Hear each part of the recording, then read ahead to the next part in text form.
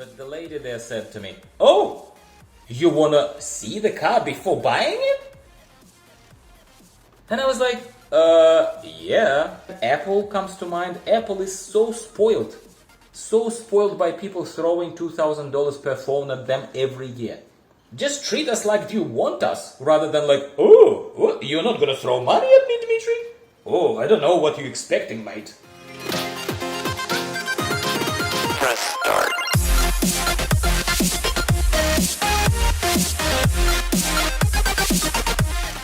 Should you wait a rather long time for delivery of your primarily desired vehicle, such as Toyota, name any other brand you like, or perhaps look at your chances realistically of getting a new vehicle soon enough and open your mind to some, let's call them, challenger brands? This is going to be a little bit of a conversation in a casual environment rather than sitting in the car, but we are going to take a look at a couple of websites and I'm going to share with you my subjective opinion of a private owner, of someone who just ordered Haval H6, who has been driving MG cars, LDV, for quite some time. So it seems like I'm biased, probably I am, but we all are in some way. I'm not hiding this, yet I'm going to try and give you an honest perspective of a private buyer. Let's talk about it.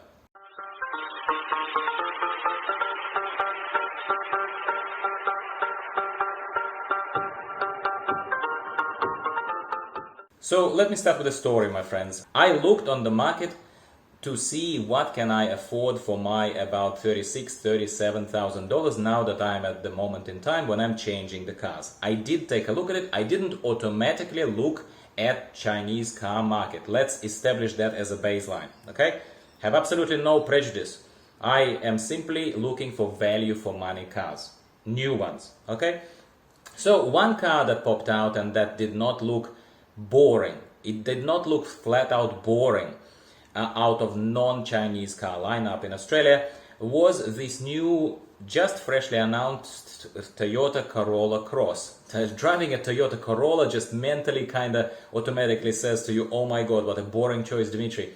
But the car looks alright. I think you would agree with me. I think it looks actually like Toyota is finally getting off its high horse, getting out of its ivory tower and tries to give us something that is within sensible price range, because the bottom line models sort of align with the mid-range of Haval H6 that I'm looking at. So we're looking at 36, 37, 38-ish probably, with some taxes on road costs, whatever, $1,000 car. It doesn't look too bad, does it? So I looked at it very seriously. I did some research. I watched some YouTube videos from the people in other countries where Toyota Corolla Cross has already been launched. And the reviews have not been too bad.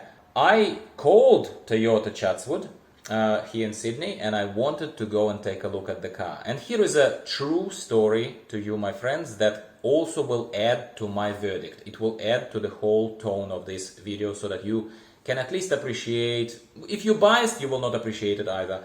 But if you are trying to be realistic about this, hopefully you will see that I'm trying to be honest.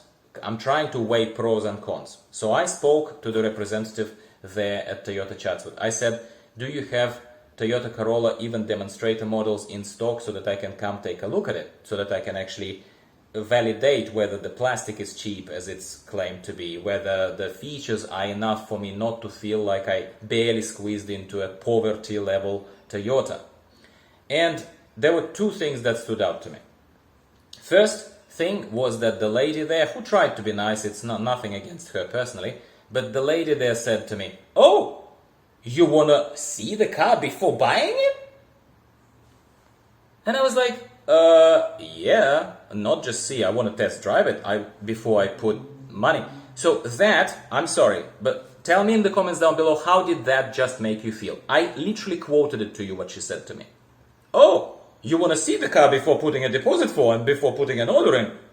That's just, she seemed surprised to me. She seemed surprised that anyone would even dare asking for a test drive or take a look at the car before you fork out your cash. So that was the first thing. And the second thing is that after a little bit of a further conversation with that nice enough lady, she said to me that there will not be even a test car to take a look at. Not just get, but test car.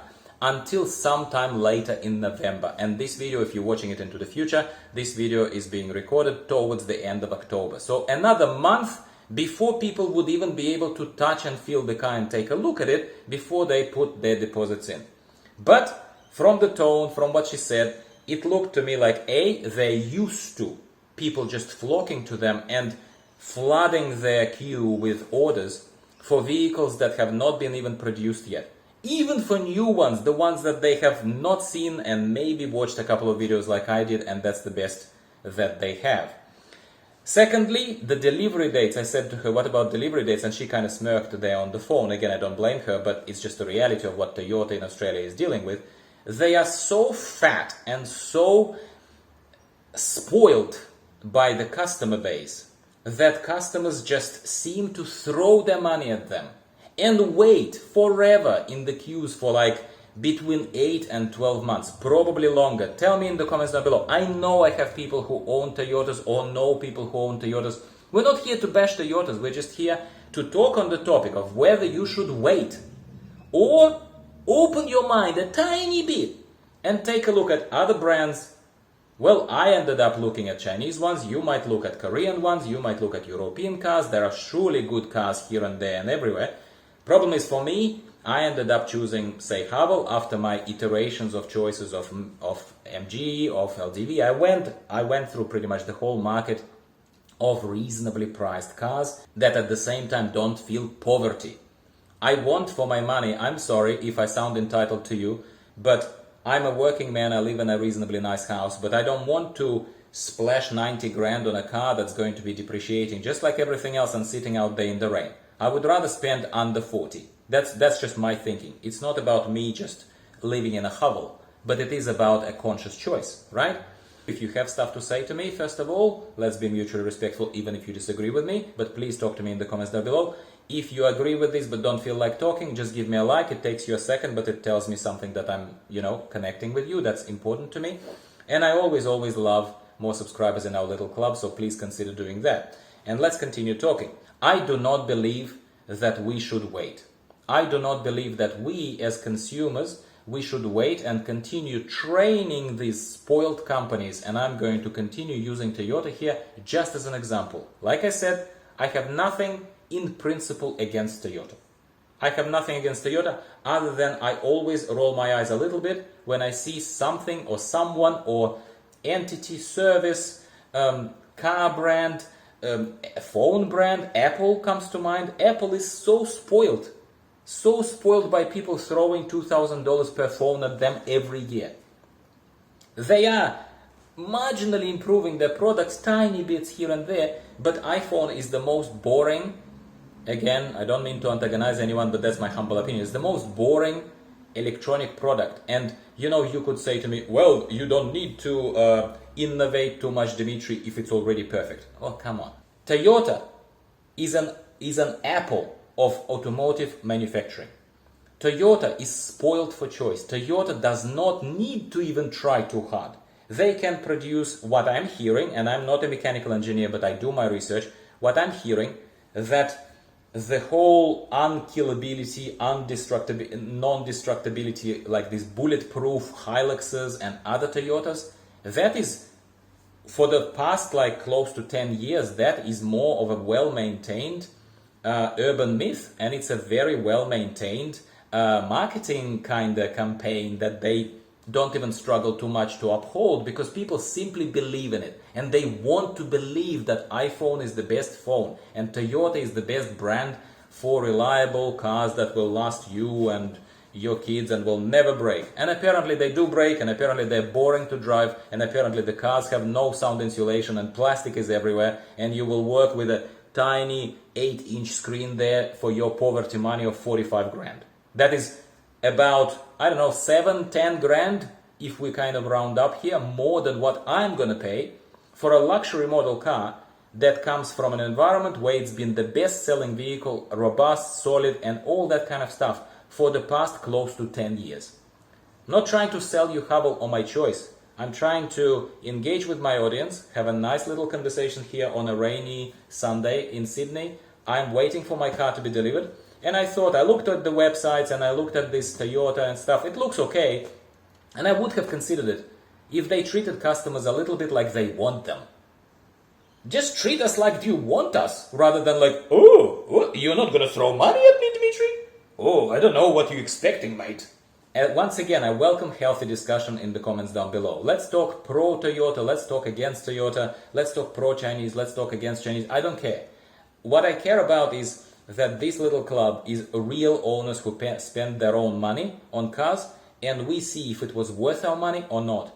I think that companies like Toyota, with the example given to you with other research that you can do, is just as breakable as any other Chinese car. Possibly some manufacturing process, and certainly the dealership network, and certainly supply in terms of parts, possibly, and supply of services, not new cars, is certainly a lot bigger and a lot better than Havals or MGs, even for that matter. And even though MG is skyrocketing right now in Australia, doing really, really well. And not to say anything about emerging challenger brands that I wish best of luck to, and I want them to do well, such as Cherry Australia.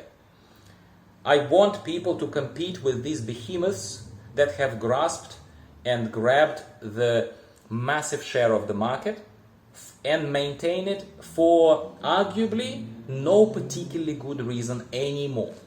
Maybe they used to, maybe there was a reason why and all that kind of stuff, while the quality was top-notch in 1940s and 50s. Yeah, I do not think that given the current market conditions in Australia, end of 2022, it's worth sitting there and, splashing your money at companies like Toyota that don't even give you a sample vehicle to test drive and take a look at before they expect you to get into position number 1055 billion 100 in their queue and wait for 12 months until you can drive this vehicle that you've never seen before. That is my opinion. Tell me what's yours. I welcome, once again, variety of opinions as long as we remain mutually respectful and you're not a troll. Okay? Thanks for tuning in. I'll be speaking with you again next week about probably my new Haval, because I'm expecting delivery next week. Can't wait, personally. Talk to you soon, and bye for now.